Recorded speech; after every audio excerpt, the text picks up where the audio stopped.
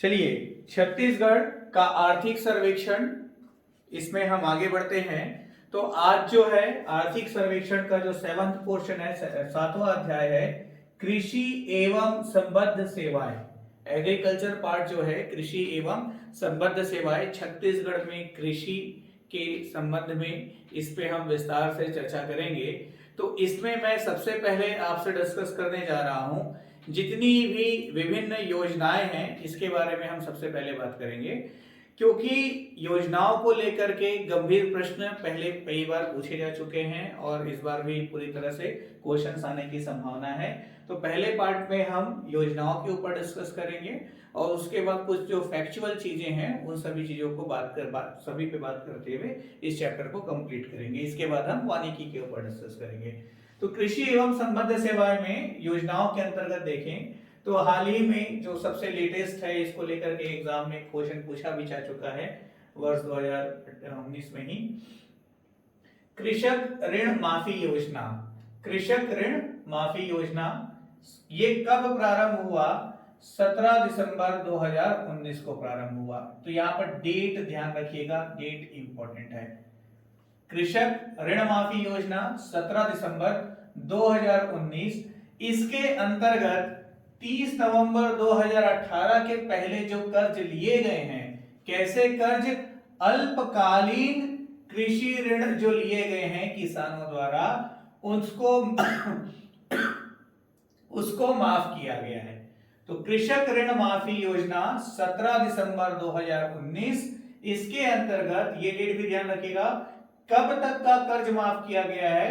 तो 30 नवंबर 2018 तक का अल्पकालिक कृषक ऋण को सरकार द्वारा माफ किया गया है। और इस योजना के माध्यम से छत्तीसगढ़ राज्य के 13.46 लाख कृषक लाभान्वित हुए हैं और इनका कुल 5260.50 करोड़ ऋण माफ किया गया है। ठीक है भाई, 5260.50 करोड़ रुपए जो है ऋण माफ किया गया है। ये कृषक ऋण माफी योजना 17 दिसंबर 2019 को प्रारंभ हुआ के संबंध में महत्वपूर्ण जानकारी। इसमें इसको परीक्षा में पूछा जा चुका है, इसको भी परीक्षा में पूछा जा चुका है। ये दोनों डेट को अभी नहीं पूछा है, पूछ सकता है।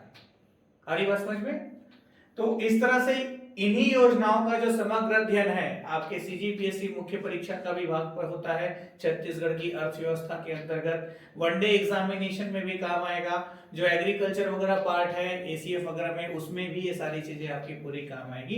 तो सभी क्लासेस में ये पूरा कंटेंट मैं आप लोग को प्रोवाइड करूंगा।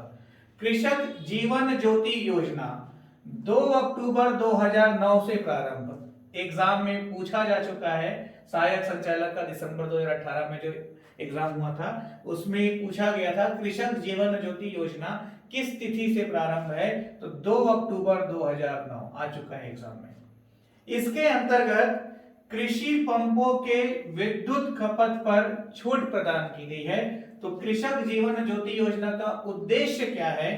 तो कृषि पंपों के विद्युत खपत पर छूट, बिजली बिल में छूट कितना? तो यदि 3 हार्स पावर का पंप आप उपयोग कर रहे हैं, 3 एचपी का पंप उपयोग कर रहे हैं, तो एक साल में 6000 यूनिट तक कोई बिजली बिल नहीं रहेगा।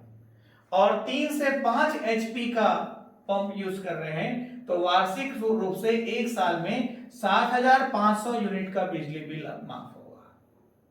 तो 3 एचपी में 6000, 3 से 5 एचपी में 7500।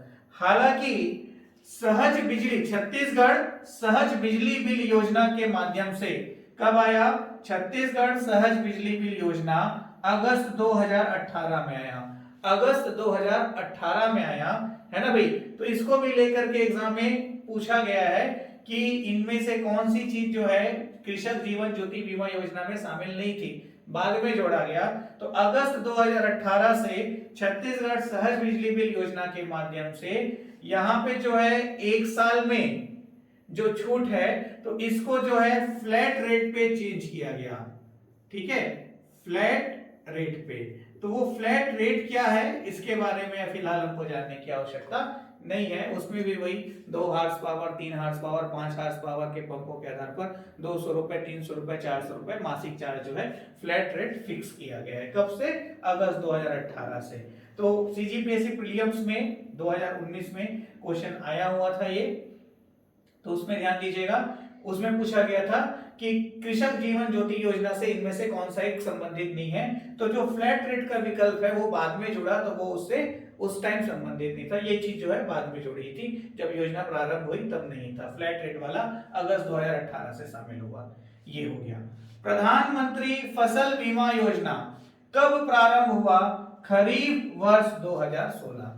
2016 मौसम कौन सा? खरीफ मौसम। तो खरीफ वर्ष 2016 से प्रधानमंत्री फसल बीमा योजना प्रारंभ है। इसके अंतर्गत राज्य के 15.53 लाख 15.53 लाख कृषक जो है लाभान्वित हुए हैं, है ना भाई। 15.53 लाख कृषक जो है बीमित हैं, उन्होंने इस योजना के अंतर्गत बीमा करवाया हुआ है। तो इस योजना के अंतर्गत फसल यदि प्राप्त नहीं होती, कैसे? बुआई ठीक से नहीं होने से नहीं प्राप्त हुआ, या फसल की अवधि में नुकसान हो गया, या स्थानीय आपदा के कारण फसल नुकसान हो गया, या पैदावार के आधार पर व्यापक क्षति उस क्षेत्र में दिखाई पड़ती है, उसको ले लेंगे, या फसल कटाई के बाद सूखने के लिए जब उसको छोड़ा गया तो बारिश वगैरह हो गई या कोई आपदा हो गई और फसल का नुकसान हो गया, तो इस परिस्थिति में इस बीमा का आपको लाभ मिलेगा और बीमा की राशि जो है कृषक को उपलब्ध कराई जाएगी, है ना भाई। ये हुआ। लघुत्तम सिंचाई योजना। लघुत्तम सिंचाई योजना किससे संबंधित है? तो ये तालाब निर्माण से संबंधित है। किससे संबंधित है? तालाब निर्माण से संबंधित है। इसके माध्यम से इतने बड़े तालाब का निर्माण किया जा रहा है जिससे 40 हेक्टेयर की भूमि को सिंचित किया जा सके। फिर इसमें देखें जैविक खेती योजना। तो जैविक खेती योजना जो है राज्य में प्रारंभ हुई है वर्ष 2014 से। तो राज्य पोषित, ध्यान दीजिएगा, राज्य पोषित जैविक खेती मिशन 2014 और केंद्र पोषित कृषि विकास योजना 2016। राज्य पोषित जैविक खेती मिशन 2014, कृषि और केंद्र पोषित, केंद्र सरकार द्वारा पोषित कृषि विकास योजना 2016 के माध्यम से जैविक खेती योजना को प्रारंभ किया गया है, संचालित किया जा रहा है, जिसके अंतर्गत छत्तीसगढ़ राज्य के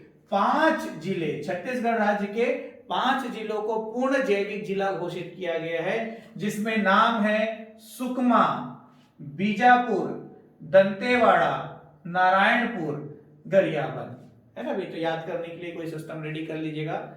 एग्जाम में आया हुआ क्वेश्चन है कि इनमें से किस जिले को जैविक जिले में शामिल नहीं किया गया है। सीजीपीएससी ने अपने एग्जाम में पूछा हुआ था। इसके साथ साथ इस योजना के अंतर्गत प्रत्येक जिले के एक विकास खंड को भी जैविक विकास खंड के रूप में विकसित किया जा रहा है। जैविक फसलों का उत्पादन भी प्रारंभ हो गया है, जिसके बारे में अगले वाले क्वेश्चन में मैं आपको नाम और इंडस्ट्रीज का डिटेल बताऊंगा जैविक का। तो ये जैविक खेती योजना है। फिर राष्ट्रीय कृषि बाजार, ई नाम राष्ट्रीय कृषि बाजार। तो इसके अंतर्गत क्या किया जा रहा है? राष्ट्रीय स्तर के इलेक्ट्रॉनिक पोर्टल कृषि मंत्रालय भारत सरकार द्वारा विकसित किया गया है। कृषि मंत्रालय भारत सरकार द्वारा राष्ट्रीय स्तर का इलेक्ट्रॉनिक पोर्टल विकसित किया गया है राष्ट्रीय कृषि बाजार योजना के अंतर्गत। और इसके अंतर्गत क्या हो रहा है? कृषि उपजों की खरीदी बिक्री में कृषक और व्यापारियों के मध्य जो बिचौलिए होते हैं, जिसको दूसरी भाषा में हम दलाल बोलते हैं, उनके हस्तक्षेप को कम करने का प्रयास किया जा रहा है ऑनलाइन इंटरनेट प्रणाली के माध्यम से। तो इसके अंतर्गत पूरे देश के 585 कृषि उपज मंडियों को चिन्हित किया गया है। पूरे देश के 585 कृषि उपज मंडी को शामिल किया गया है, जिसमें से छत्तीसगढ़ के 14 कृषि उपज मंडी को शामिल किया गया है। ठीक है, तो ये एग्जाम में क्वेश्चन आ चुका है कि राष्ट्रीय कृषि बाजार के अंतर्गत राज्य के कितनी मंडियों को शामिल किया गया है। तो राज्य में 69 कृषि उपज मंडी है, उनमें से 14 कृषि उपज मंडियों को इस योजना के अंतर्गत शामिल किया गया है 3 चरण में। तो पहले चरण में राजनांदगांव, कवर्धा, भाटापारा, कुरुद, नवापारा को जोड़ा गया। दूसरे चरण में रायपुर, दुर्ग, धमतरी, बिलासपुर और जगदलपुर को जोड़ा गया। तीसरे चरण में राजिम, बालोद, मुंगेली, रायगढ़ को जोड़ा जा रहा है। ठीक है, तो ये आपका राष्ट्रीय कृषि बाजार योजना 3 चरणों में। तो जिलों का नाम तो यहाँ पे याद न रहे, हो सकता है कितने चरण में, 3 चरण में राज्य के कितने कृषि उपज मंडी, ध्यान दीजिएगा ये जिलों का नाम नहीं है, कृषि उपज मंडियों का नाम है। तो राज्य में 69 कृषि उपज मंडी हैं, उनमें से 14 को राष्ट्रीय कृषि बाजार से जोड़ा गया है। तो ये जो नाम है वो कृषि उपज मंडियों के नाम है। कितने चरण में? 3 चरण में। फिर आगे आइए, किसान उपभोक्ता बाजार, ये प्रारंभ हुआ 6 अप्रैल 2017 से। कब से? 6 अप्रैल 2017 से। कहां से प्रारंभ हुआ? तो धमतरी से प्रारंभ हुआ। ध्यान रखिएगा, किसान उपभोक्ता बाजार है ना भाई। तो यहां पर क्या हो रहा है, किसानों को ऐसा प्लेटफॉर्म दिया जा रहा है कि वो सीधे अपनी उपज जो है उपभोक्ता को बेच सकें इस प्लेटफॉर्म के माध्यम से। तो इसमें ध्यान दीजिएगा, 6 अप्रैल 2017 से प्रारंभ है। कहां से प्रारंभ? धमतरी से ये योजना प्रारंभ हो चुकी है। और यहां पर राज्य में जो कृषि उपज उपमंडी है, कृषि उपज उपमंडी है, उसकी कुल संख्या कितनी है? 118।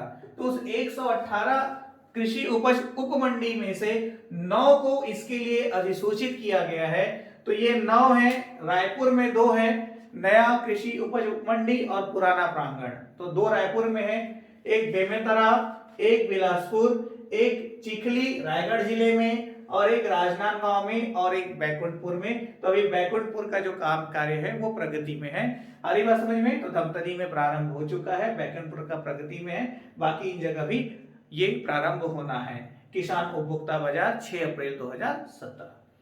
सूक्ष्म सिंचाई योजना, इसके अंतर्गत ड्रिप सिंचाई स्प्रिंकलर के माध्यम से तो खेती के लिए जो पानी की आवश्यकता है, सिंचाई की जो आवश्यकता है, तो पानी की बचत करने के उद्देश्य से स्प्रिंकलर के माध्यम से या डीप सिंचाई के माध्यम से सिंचाई संसाधन उपलब्ध कराने की ये योजना है। इसके अंतर्गत जो राज्य के लघु एवं सीमांत कृषक हैं उनको स्प्रिंकलर वगैरह स्थापित करने के लिए 70% अनुदान दिया जा रहा है। कुल खर्च का 70% अनुदान दिया जा रहा है। उस 70% में से 33% केंद्र सरकार दे रही है, 37% राज्य सरकार दे रही है। किसको? लघु एवं सीमांत कृषक को, लघु एवं सीमांत कृषक को। और अन्य कृषक जो लघु एवं सीमांत की कैटेगरी में नहीं आते, मतलब लघु एवं सीमांत से ज्यादा कृषि भूमि रखते हैं, ठीक है, तो उनको जो है 50% अनुदान स्प्रिंकलर स्थापित करने के लिए दिया जा रहा है, जिसमें से 27% केंद्र अपने हिस्से से दे रही है और 23% राज्य सरकार उपलब्ध करा रही है। तो 70% और 50% पहले याद होना चाहिए, फिर उसके तरफ भी जाइएगा। एक में केंद्र का हिस्सा ज्यादा है, राज्य का कम है, और एक में राज्य का ज्यादा है, केंद्र का कम है। तो ध्यान रखिएगा उस चीज को। साकंबरी योजना, साकंबरी योजना सिंचाई क्षेत्र में नलकूप की स्थापना से संबंधित है ना भाई, हैंडपंप ट्यूबवेल जो बोलते हैं उसकी स्थापना से संबंधित है। यह राज्य के समस्त जिलों में चलाई जा रही है।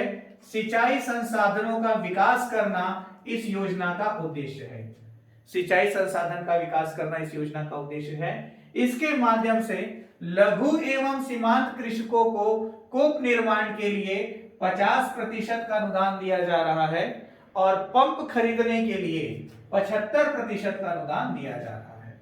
इस योजना के अंतर्गत लघु एवं सीमांत कृषकों को कूप निर्माण के लिए, है ना, 50% अनुदान दिया जा रहा है और पंप खरीदने के लिए 75% अनुदान दिया जा रहा है। एग्जाम में आया हुआ क्वेश्चन है सूरज धारा योजना। सूरज धारा योजना किससे संबंधित है? तो बीजों की अदला बदली से संबंधित है। इसके अंतर्गत कृषक से कम गुणवत्ता वाला बीज लेकर के उच्च गुणवत्ता वाला बीज उसको दिया जाता है ताकि अच्छे फसल का उत्पादन कर सके। बीज संवर्धन योजना, बीज संवर्धन योजना के अंतर्गत गुणवत्ता युक्त प्रमाणित बीज जो है, सर्टिफाइड बीज जो है, सर्टिफाइड सीड्स जो है, वो किसानों को उपलब्ध कराए जा रहे हैं। राष्ट्रीय उद्यानिकी मिशन, तो राष्ट्रीय उद्यानिकी मिशन जो है 10वीं पंचवर्षीय योजना के अंतर्गत लाई गई वर्ष 2005-6 में। इसके अंतर्गत बागवानी फसलों के उत्पादन में वृद्धि का उद्देश्य रखा गया है। बागवानी फसलों के उत्पादन में वृद्धि का उद्देश्य रखा गया है। ठीक है, राज्य के 19 जिलों में यह संचालित है। राज्य के 19 जिलों में संचालित है। तो यहां पे मैंने जिन जिलों में संचालित नहीं है वो लिख रखा है। तो जांजगीर चांपा, महासमुंद, धमतरी, कांकेर, दंतेवाड़ा, बीजापुर, नारायणपुर, सुकमा यहां संचालित नहीं है। ठीक है, इसके अलावा बाकी राज्य के 19 जिलों में संचालित है। सौर सुजला योजना, तो सौर सुजला योजना वर्ष 2016 से प्रारंभ है। तो ईयर को पहले ध्यान में रखेंगे। सौर सिंचाई पंप के लिए इसके अंतर्गत अनुदान दिया जा रहा है। सौर सिंचाई पंप के लिए, सौर सिंचाई पंप स्थापित करने के लिए सौर सुजला योजना के अंतर्गत अनुदान दिया जा रहा है। तो ध्यान रखिएगा उद्देश्य क्या है। और प्रधानमंत्री सॉइल हेल्थ कार्ड वितरण योजना राज्य में 19 फरवरी 2015 से प्रारंभ है। प्रधानमंत्री सॉइल हेल्थ कार्ड वितरण योजना 19 फरवरी 2015 से प्रारंभ है। इसमें इसके अंतर्गत 2 चरण में कार्य होते हैं। पहले तो क्या है, राज्य के सभी विकास खंड के एक ग्राम को पायलट प्रोजेक्ट के रूप में लिया गया। अब वर्तमान में राज्य के पूरे 146 विकास खंड में प्रधानमंत्री सॉइल हेल्थ कार्ड वितरण योजना प्रारंभ हो चुकी है। इसके अंतर्गत जो कृषक भूमि है 2 चरण में कार्य होते हैं। पहले चरण में भूमि की टेस्टिंग और सैंपल वगैरह का कलेक्शन होता है और दूसरे चरण में कृषक को सॉइल हेल्थ कार्ड का वितरण होता है। तो इसके माध्यम से कृषक जो है अपनी भूमि में किस तरह का फसल उत्पादन करना है उसका निर्धारण कर सकता है। तो ये कुछ महत्वपूर्ण योजनाओं के ऊपर हमने चर्चा किया, इसी में हम अभी आगे बढ़ते हैं।